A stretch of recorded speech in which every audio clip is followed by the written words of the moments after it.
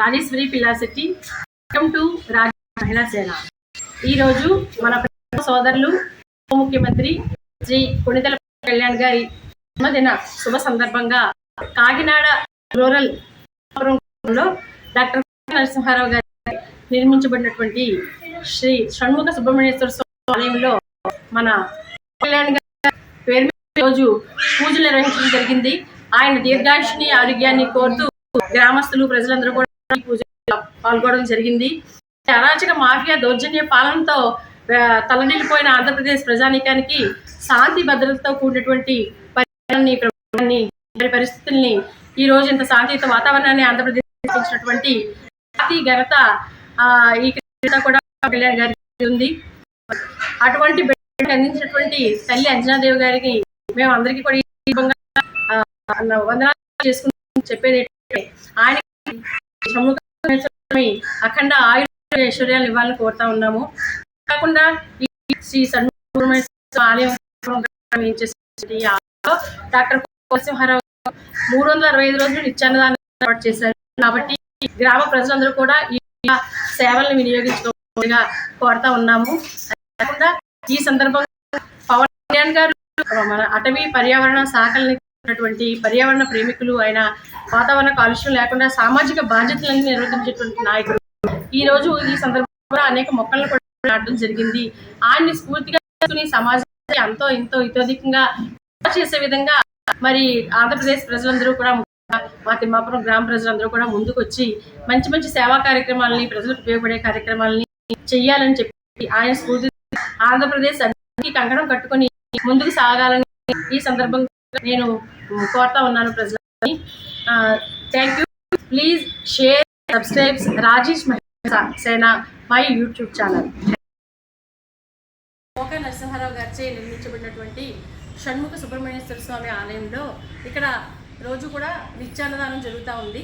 ఈరోజు మన ప్రియతమ సోదరులు పవన్ కళ్యాణ్ గారు, మన ఉప ముఖ్యమంత్రి, మరి ఆడబిడ్డల యొక్క అండదండ, ఆయన జన్మదిన శుభ సందర్భంగా ఆయన షణ్ముఖేశ్వర సుబ్రహ్మణ్యేశ్వర స్వామి భక్తులు.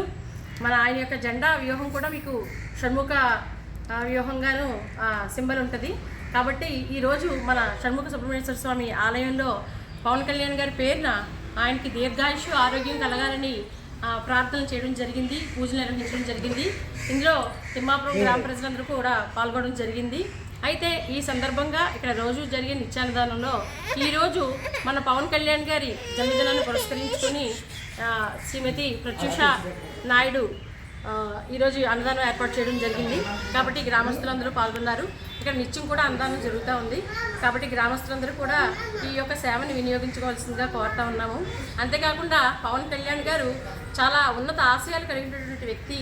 ఆంధ్రప్రదేశ్ మరి అరాచకాలను, అన్యాయంలోనూ కూరుకుపోయిన పాలనలో కూరుకుపోయిన తరుణంలో ఆడబిడ్డలకు అండగాను, అంతేకాకుండా ఆంధ్రప్రదేశ్ ప్రజలకి శాంతి భద్రతలు చేకూర్చే విధంగాను ఆయన ఒక స్వార్థం లేకుండా నాకే అధికారం కావాలి, నాకు ఇన్ని సీట్లు కావాలని అనుకోకుండా మంచి ప్రభుత్వాన్ని ఏర్పాటు చేసే దిశగా ఆయన ఒక కూటమిని ఏర్పాటు చేసి ఈరోజు మనం ఇంత ప్రశాంతంగా ఆంధ్రప్రదేశ్ ప్రజలు ఉన్నాము అంటే అది మన పవన్ కళ్యాణ్ గారి యొక్క నిర్ణయం, ఆయన యొక్క కృషి అని మనం ఖచ్చితంగా చెప్పవచ్చు. ఆంధ్రప్రదేశ్ ప్రజలందరం కూడా ఆయనకి రుణపడి ఉన్నాము.